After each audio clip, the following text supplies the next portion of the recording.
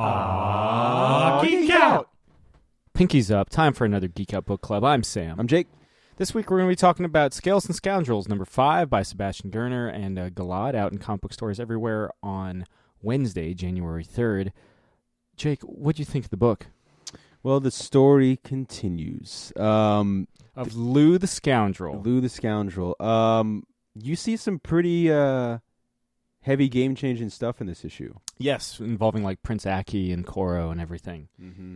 And some more insight on Lou's background. Yeah. There's definitely we've been talking about consequences all over the place. There's some consequence in this one, and especially this one closes out the first arc. Yeah. It's a big one. Leaves you on a cliffhanger. Yeah, for real. Yeah. Let's not give too much away. No, let's not. But I mean, something that strikes me with this book every time I read an issue of Scales Scoundrels, and it's just it's all age friendly. We're probably about to cuss, so this episode's not going to be all age friendly. Oh no! The art is just imaginative and bright, and yes, the series is just so much fucking fun. It is fun. It is like all that baggage that usually you get with swords and sorcery, and we mentioned as much to Sebastian when he was on the show, like I guess 3 months ago now. True. Time flies. The series is just, it's no bad. It reminds you that this genre, it's called fantasy for a reason. Yeah, I'm going to use a Sam Stone word, romp. It's a romp, fantasy romp. It is. It's a rollicking, and like you said, the art and the colors especially help that a lot. They do. I think there's kind of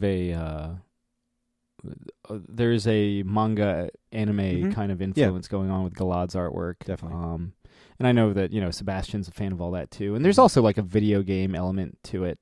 Yeah. And they've never been shy about wearing their influences on their sleeve without being beholden to them. You get nods to Tolkien, but you get some like almost like Indiana Jones-esque like death traps and that sort of thing. Yeah, that's definitely true. Yeah. Also, fishmen. Fishmen. Gotta learn to throw better, buddy. Oh, fuck. Yeah. It's imaginative fun. Like I said, this is a good book for, like you said, for all ages. Yeah. Again, even though this issue closing out the this first arc is big on stakes, it's not heavy. No. It's just stuff definitely goes down there. Like you said, there's definitely plot development and character development and big moments, but yeah, and some violence, wholesome violence. But they throw that in there too because it's not all fun and games. Yeah, sometimes there's consequence. All about that consequence. But what do you think it is about this genre and about this book that really?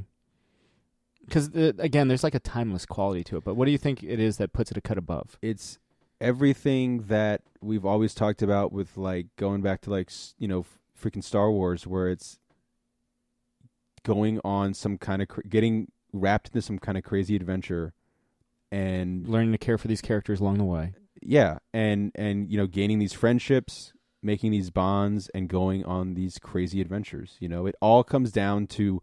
putting yourself into that thing like, man, I wish I could go on this crazy adventure. Yeah. To me, it's that simple. I don't know if that answers the question but like it's that simple. Like you want to be along on part of these these characters and like you said, the fact that it is more of the fun fantasy element. It's not as harsh, Yeah.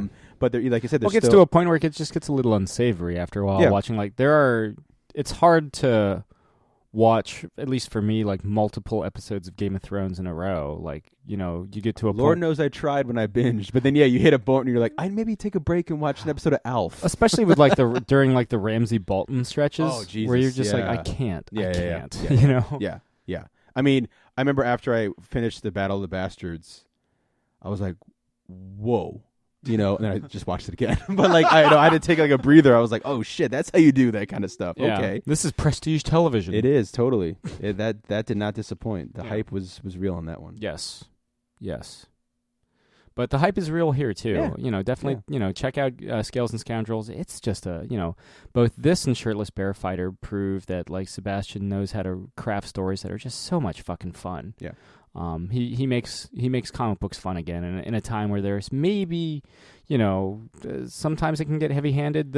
These books and this one included is just a breath of fresh air. It's nice to have books like this out there. Yeah. I remember Corey was saying as much because she was always like, "What's the market trying to like? Have we taken too many of the wrong lessons from like stuff like Watchmen and Frank Miller?" And so I think when she says that they're trying to kind of alleviate the mood, I think she's talking about books like Shirtless and like Scales. So yeah, definitely check it out again. Out in comic book stores everywhere on January 3rd, or on Comixology if you're more digitally inclined. Along with the first 4 issues, definitely jump on this train and keep an eye out for the first trade coming out in February. This has been another Geek Out Book Club. I'm Sam. I'm Jake. Keep reading. This has been another Geek Out production. If you enjoyed what you heard, hey, we've got a special episode every Friday. Of course, there's the usual catching up show every Wednesday. And you get book club episodes just about every Tuesday these days. Thanks for listening.